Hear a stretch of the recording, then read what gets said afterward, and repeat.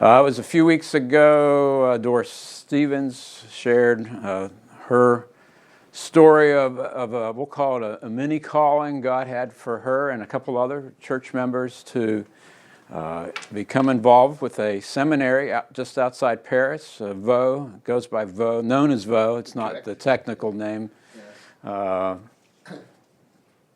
even the French just call it vaux, right? Because it's easier than pronouncing the actual name of the seminary. And so a person who was a real part of that story is Mike James, along with his wife Elizabeth, and they are here with us this morning to fill in a little additional perspective on ministry opportunities and the place that that seminary fits in it. I have a setup question for him. I'm sure the class is already overwhelmed by your French accent, and which is a good way to just really ask the question. How did you and Elizabeth find yourself involved with a seminary that is to French-speaking people located outside Paris? And that's all I'm going to ask. That sets up whatever direction you want to go with it. Okay. Thank you very much. Thank you for the welcome. Thank you for the prayer, Doug. And thank you for your interest in coming along this morning. Right, so in reply to your question, I'm just going to give a very brief, because that's not the purpose of this morning, but it's a very brief biography, a bit of testimony. I understand there are a couple of people in the room who know some French, so if I slip into French, please forgive me, or you can please correct me if I do that. I became a Christian when I was a young man, in my teens. I was in a church. The Lord had led me to a church where I went. There was a whole group of young people there, and it was fun to be with the young people. We went Sunday evenings, and over a 2-year period, at the beginning of this period, I didn't know why Jesus had died. At the end of the period, I knew he died for me. I knew he died for the forgiveness of my sins, and I accepted him into my life. There I was, 14-year-old at that time, and as I shared with someone else this morning, that's a few years ago. And the Lord's been good over that time, and we praise him for that. That's the start of an adventure with him, which, by God's grace, hasn't finished yet. I studied at university, I went to London to work, and one day I received a mail through the letter, a letter through the mail saying, would you like to apply for a job in north of England, in Leeds? Would you like to apply for a job? So I said, yes, I would, and I did. When I got to the interview, there were 2 people there, another guy and myself, and we kept looking at one another and I said, he's going to get the job. Not me. We both thought the same thing. In the end, there were 2 jobs. And we both got the job. While at Leeds University, a new version of Leeds University there was a Christian Union there. And I went along to the Christian Union as a staff member. And lo and behold, there were a whole group of students there, of course. It was a lively Christian Union. And there was one very attractive young lady who was the secretary of the Christian Union. Bit by bit, we got to know one another. And a couple of years later, voila, we got married. And have been married also a large number of years. We haven't quite got to our 50th, but it's not far away. Then I was teaching in Leeds. I was a professor in a university in Leeds. Time came, this was in the 70s, when I felt an unsettledness in my heart, unsettledness with a job, no problems with it, just unsettledness. It was time to move. I tried this way, I tried that way, I tried east, I tried south, all over the country for 2 years. Nothing happening. I got a couple of interviews, but that was as far as it went there. And then one day I wrote to an agency, an employment agency in London. I said, have you got any jobs? Now, I was a maths and computing teacher, professor, and they said, we put you down in the technical author file. Writing? What's that? Figures? Yes. Writing? That's something different. And so I went down for an interview. They invited me for an interview there for this technical author post. The interview went very well, and during the interview, I discovered where the job was. And the job was in Paris, France. I came back to my wife and said, can you believe it? Technical author job in France. Ha! It was in English, so there wasn't a problem there. And my wife said straight away, that's the job the Lord's going to give you.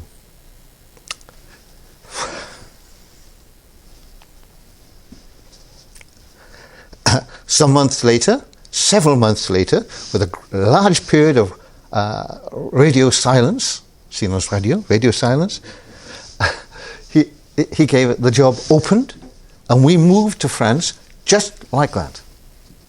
No other way, no other intention. We had no plan to go to France. It wasn't our dream, our desire to go to France. The Lord just moved us to France. And that was, 40 years ago. And the rest. We worked in France for a large number of years. We morphed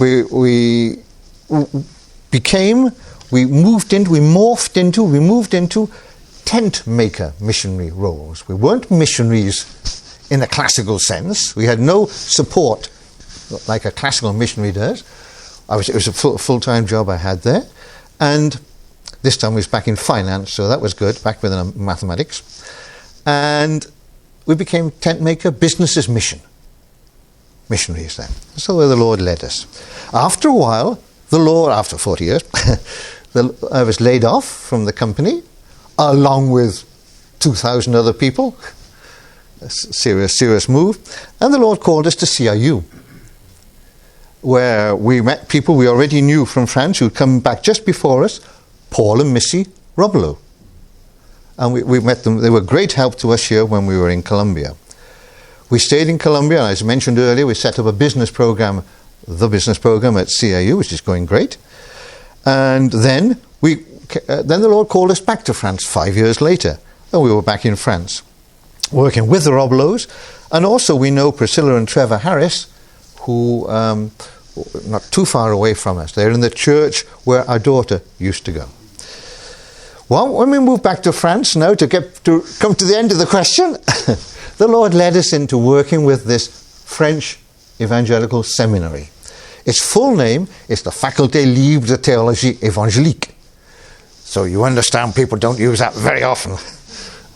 It's based at a town called Vaux-sur-Seine, and Vaux is much easier. And so we just call it vaux, V-A-U-X. And it's known around the world as vaux.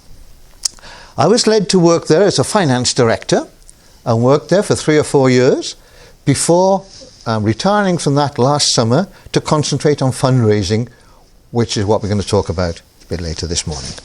There. So that is, I hope that replies to your question, Neil. That's the faculty that you can see there. That's the main building of the faculty on the left. Over here and out of the drawing you can't see is the student residence, which is a 1990s building and much less attractive as a building. That's a 1930s building built by someone a famous architect of the time. You will see something just in the background behind this. I don't know if I can... it doesn't show that. Just in the background of here you will see a river, and that is the River Seine. There, so it really is on the River Seine. There is some grass banks which go down to the river, except, of course, when the river comes up the banks. The banks there, the students play soccer and so on, and occasionally they play water polo. It's a lovely building, a lovely place there. And that's what we're going to talk about here. I want to tell you what the Lord's doing in France. The Lord's working in France, and it's an exciting time there. The evangelical population has multiplied by 10 since 1950. With this great expansion, it's now reached 1%. So it started from small figures, you understand that. But the Lord has obviously been working to do this. Churches are planted, new churches are planted, and 1,700 churches have been planted since 1970. In recent times, that corresponds to one new church in approximately 10 days. Yes, the Lord is working there. About 35 new churches every year. And the third and final thing that I want to bring to your attention, the Lord's doing in France, is the spirit of unity. Like the States, like many countries, of course, there are different denominations in France in a very classical way. And just about the time we left to come to CRU, the Lord moved a spirit of unity amongst these denominations which have come together to form a national evangelical council, the Conseil National des Évangéliques de France, since 2010 or so. And 70% of the evangelicals are in here. So we praise the Lord for what he's doing there in France, and it's exciting news I'm happy to share with you. However, the other side of the coin is there's a need for training. And this is where the seminary comes in, of course. I have put 5 institutions on the map. They're not all seminaries. I want to be clear about this. Léognan in the west there is a Pentecostal Bible Institute with a small number of students. Geneva on the right is a Bible Institute too, has a larger number of students. And Raphael Anzenberger, was he here, Darius, recently? He has some connections with that. Nogent-Chemin up here is another Bible Institute. And there are only 2 seminaries, evangelical seminaries. Yes, there are other seminaries, but they're not evangelical. They have various liberal approaches. Aix-en-Provence is the smaller of the 2, and that is a Presbyterian one. Okay, that is Presbyterian, and focuses very much on Presbyterian needs. Vaux-sur-Seine at the top, the one I'm talking about, is an interdenominational one, and has a reputation that's very, very wide. We'll come to his reputation in a minute. So we're training students to replace retiring pastors. Many missionaries, Paul and Missy, are moving towards retirement. They're not there yet, praise the Lord. We're trying to hold them back. We stayed this past week in Philadelphia with a couple of missionaries who just retired from France recently, Sue and Greg Stowers, and another couple of missionaries, Bill and Barbara Bogues, retired to the States. He came from Dallas Theological Seminary. And we have French pastors who retire for obvious reasons because they reach a certain age. Retiring pastors, church plants, going like that means you need more pastors. You need more leaders for the church. And this is important. This is very important to have authentic leaders and not counterfeit ones. So there's a real need for this there. The one church, we're aiming for one church for 10,000 inhabitants. We were blown away when we came to Colombia. 500,000 people, something like 500 churches. Now, they're varying sorts of churches. I understand that there. But one church for 1,000 people? Wow. We love that for France. This map, which I'm not going to dwell on, just shows the number of churches per 10,000 inhabitants. Very briefly, the darker the colour, the more churches there are. And it goes up between 0.8 and 1. Down in the south coast, down there, a Protestant area for many years. And as you see, as you move north and west, it gets much paler, the map. And that just means there's less churches. French is widely spoken. I think you probably know that. As you look at these figures there, I just ask you to think about it a minute. 400 million, over 400 million who speak French. 325 million are in Africa. That's 80% of French speakers live in Africa. So when we work in French, our seminary works a lot for African people. When the seminary was set up about 50 years ago, African students used to come regularly to it. For bachelor's degrees, masters and so on. Over the years, alumni, and I will see more of this in a minute, have set up seminaries in French-speaking African countries. So now we don't get bachelors and masters, we just get doctoral students and postdoctoral students there. France is a central and influential role in these countries. That's obviously colonization, historical from that, but it still has a role to play there. The theological institutions in Africa look to France there, and not only do they send the students to us, they also request professors from us. And you will recognize, obviously, the main countries, Ivory Coast, Madagascar, Central Africa, but you also see North Africa, Algeria and Tunisia. The Lord is doing a work in this part of North Africa there. We were talking with a mission pastor from another church in Tennessee just day before yesterday, Friday, and telling us of what they're trying to set up in Algeria. And we know the person who's working with that, the husband of a secretary at vaux. In Tunisia, our profs go over to Tunisia quite often to preach there.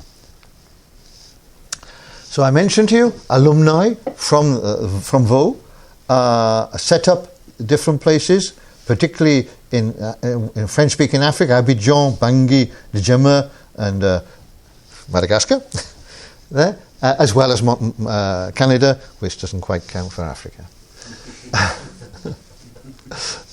Some important people from it, Tianu, all these are alumni from Africa, was professor of theology and missions at Deerfield in Illinois there. Dr. Solomon Andrea Fatiak, teaching in Aix-en-Provence there.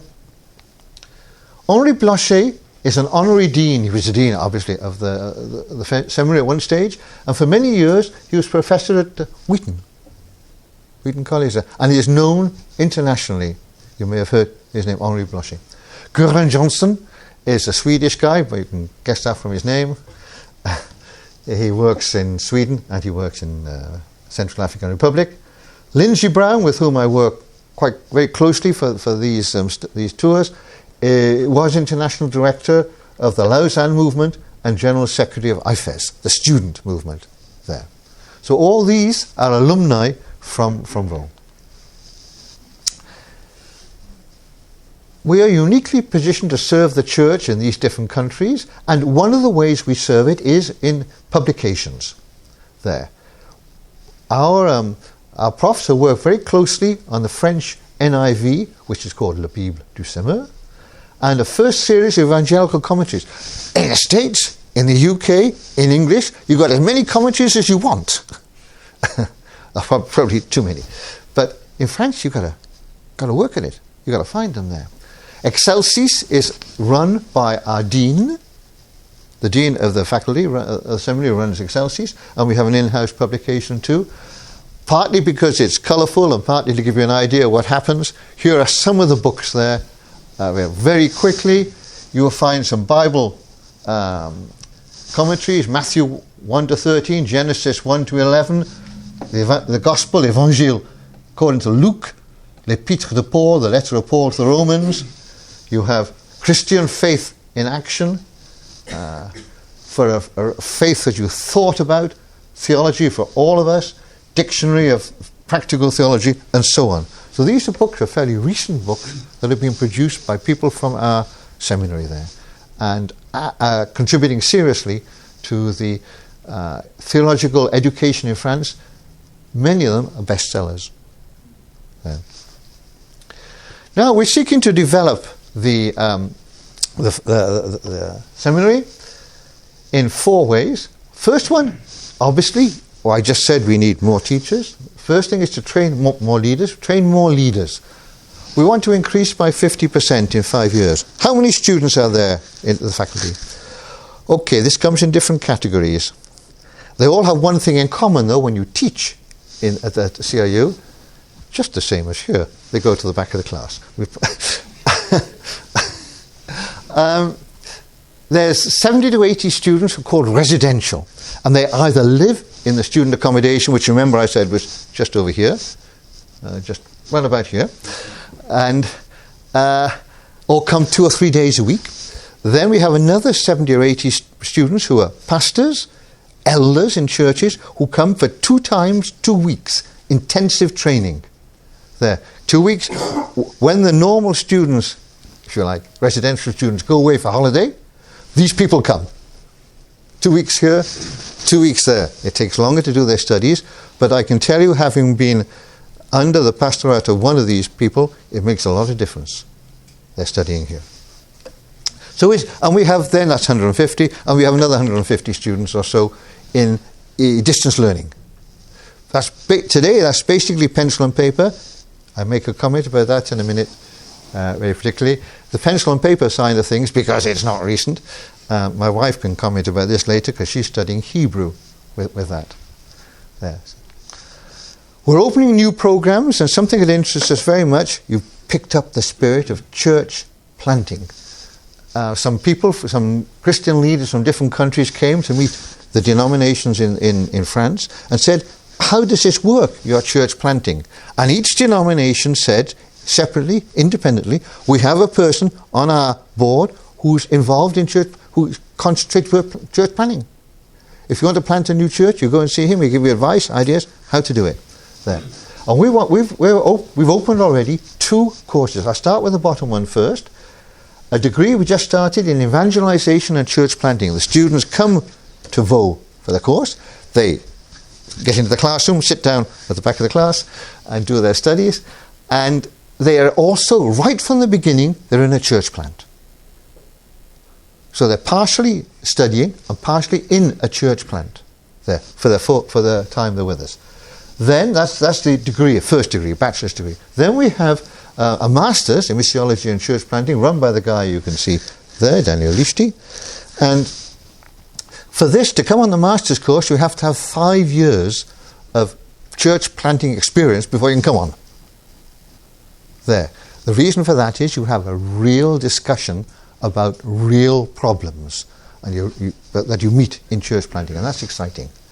Third area, and here I have to say, new method, e-learning, starting October 17th. And I have to say a very big thank you to Neil, to Doris, to other people too who are not here this morning, and to all of you for your support and help in getting e-learning started.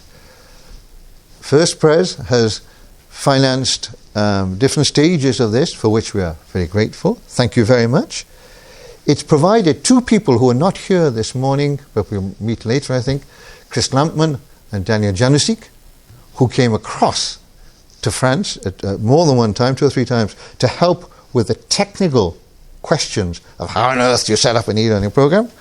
And behind all this, the brains of all this, behind this, was Doris, who came on as a program manager, who helped us get it all set up there from her professional experience and other contacts she has. And this was a great help for us. And she came across several times.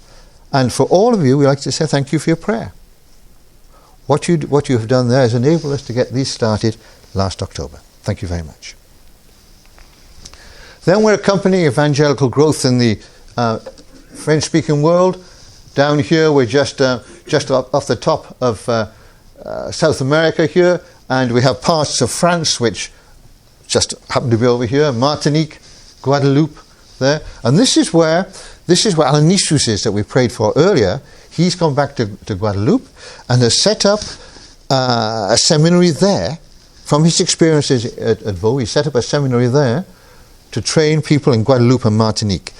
Guadeloupe and Martinique, they're much more Christian, in quotes, than France, than the main part of France. They're part of France, than the central part of France. But they need more teaching and more training. And this is what the purpose of this seminary is. It's been helped by a American foundation too, to do that. Our pastor comes from Guadeloupe, and we've worked with him as our pastor for many years now, for 20 years or so. We're very pleased to be with him. Accompanying evangelical growth is important. The future of evangelical theology in France is largely dependent on the future of the seminary. There. The missions pastor I mentioned to you in Tennessee, he gave me a quote that I wrote down straight away. We need theological education for long-term church growth. If you want to build something that's going to last and go forward, theological education is part of it. It means more church planting, more witnessing to the gospel, more conversions, more lives saved there.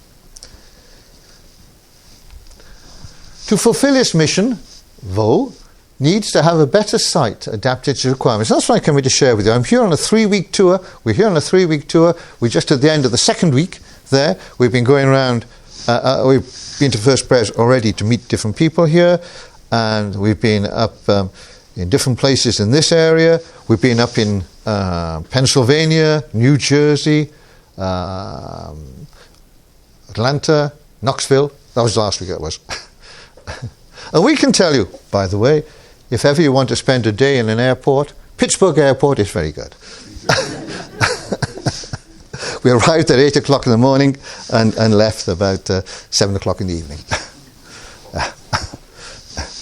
That was these things that happen when you're on these trips. We have a lovely site. You just saw a very brief glimpse of it at the beginning. It really is super. It's in green pastures, green area, and going down to the river, we mentioned, when the pastors come for 2 weeks, they think they come for a retreat.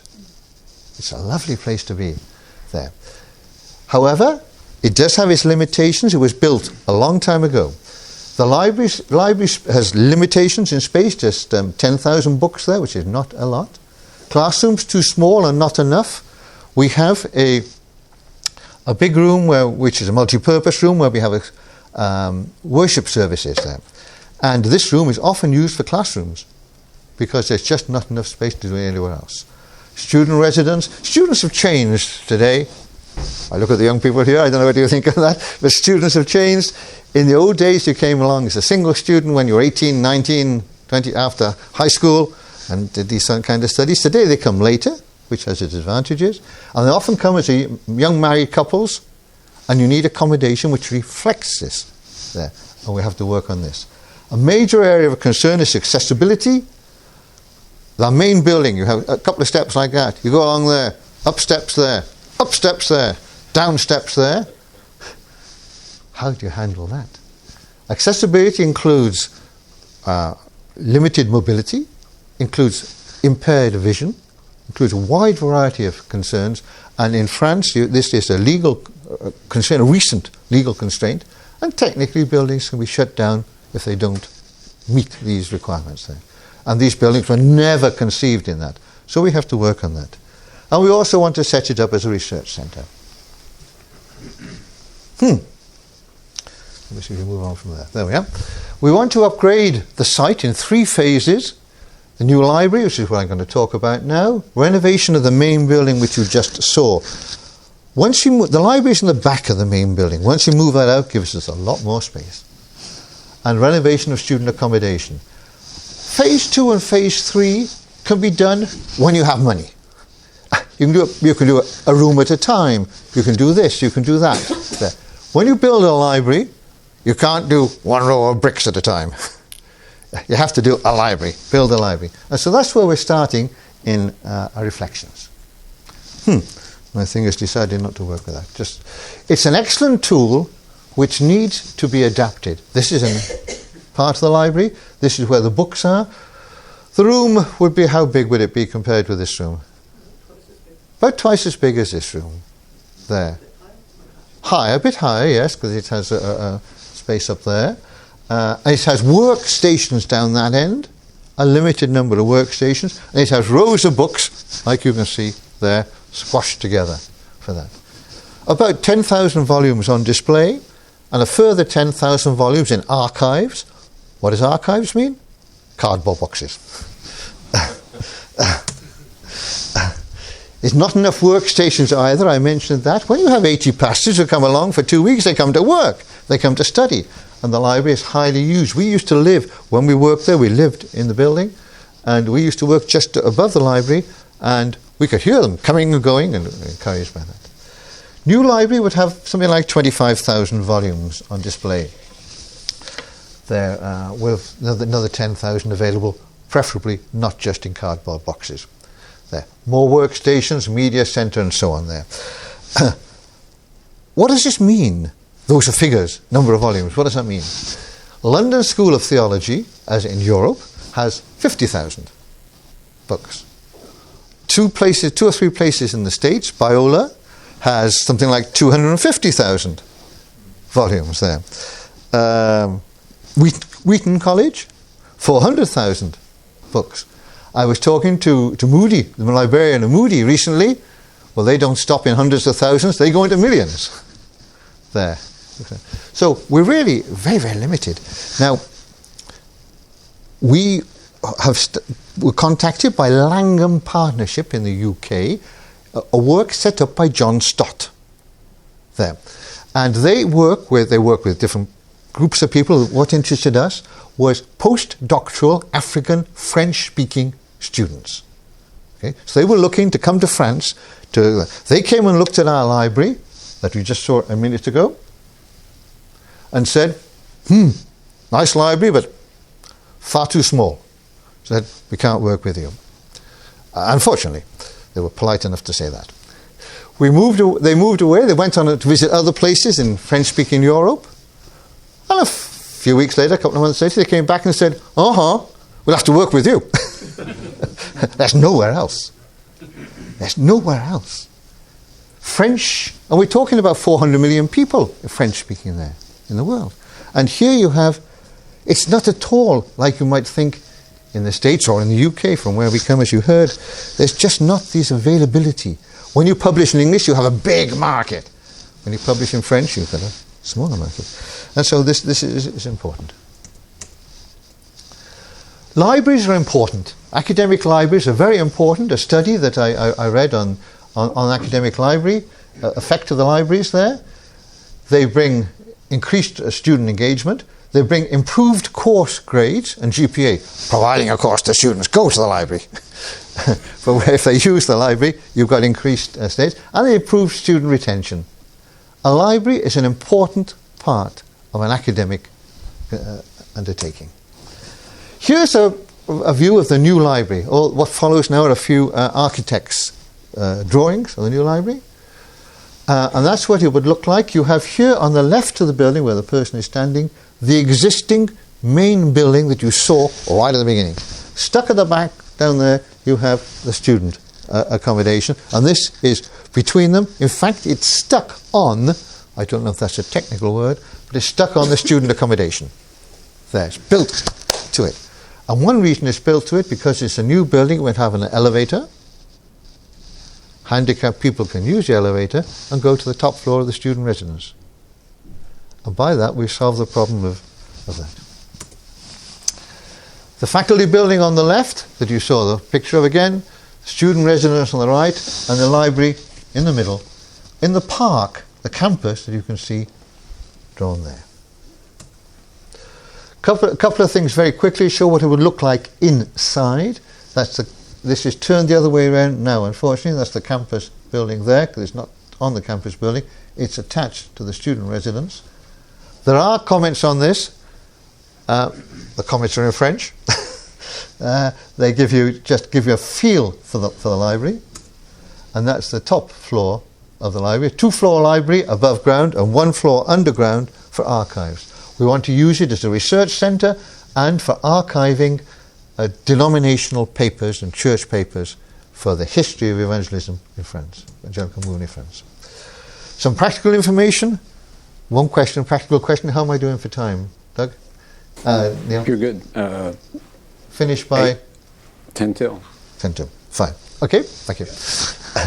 The building permit was requested in December, just past year. Now, you can imagine you have to jump through various hoops to get the building permit approved, and we've had questions for basically each hoop. And we understand from the questions and what's happened, it's going through the hoops. Okay, in a positive way. We're not anticipating major problems with it. We're just hoping and praying for the reply. That will take us through to the summer, June maybe. July and August are French months. We just don't work. It's a sacred holiday period. So this brings us June. The month after June is September. Our son here, some people will know, just started a new job upstate. He lives upstate in Fort Mill. He has 1 week vacation. You know about how that works, guys. France is different. We would then start in the fall, September, looking for contractors. Looking for building teams, looking for people who are prepared to do the building there, and costing, negotiating, and doing a final costing there. And Lord willing, we'd start work in January 2019. It take 2 years to build, 2019, 2020, and believe it or not, it could take 6 months to move the books. Yeah.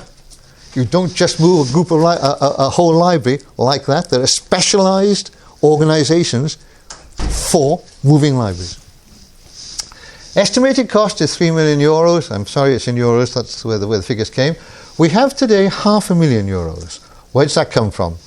That comes from 50-50. 50% the States, 50% France. 50% the States is from a reputable foundation which gave us a $300,000 gift to get started. We have over €100,000 from one person, an individual in there, and we have €100,000 from an inheritance, a legacy inheritance, and we have other gifts and pieces there. That leaves, mathematically, €2.5 million, which with today's exchange rate corresponds to about $3 million. Yes, of course, you want to get there.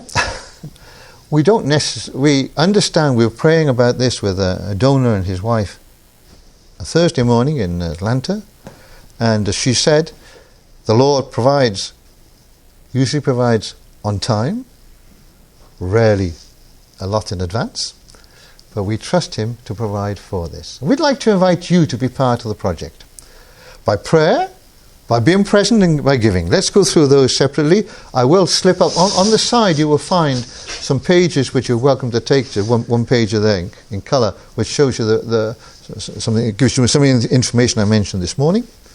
I will also put a sheet of paper there for prayer list if you wish to sign up for prayer there.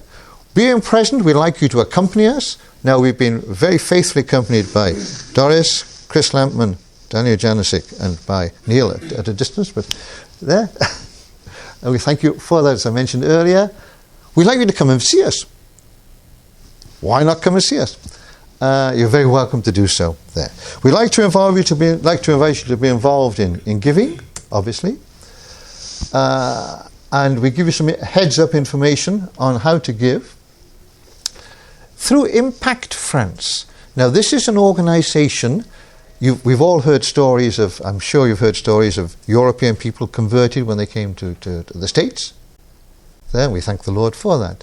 This was set up by an American guy converted when he came to France. And this is somewhat unusual that we repeat the story. He was learning French, came to study French, went to Toulouse, and saw an evangelical meeting. He didn't understand what that meant, but it's more French. He could learn, get more involved in French, learn more French stuff. So he went to it. And the Lord spoke to him in that meeting. The website is on the paper that you can take away, impactfrance.org. There. The address, if you wish to send a cheque to it, is underneath. And you can find it on the website, of course. If you do send a gift for there, please note very clearly it's for the vaux library project. Otherwise, it might go to something else, which is not a problem, but it would be nice to to come to us. And they issue prayer letters for what's going on in France, and they support a lot of stuff in France. There, you'll be surprised to see what's going on in France. So we encourage you to look at that. Well, I meant to say to you up front that there was time. You could interrupt me as I went along. I obviously forgot that, but please feel free for that. I'm going to open that for questions now and say, obviously, merci.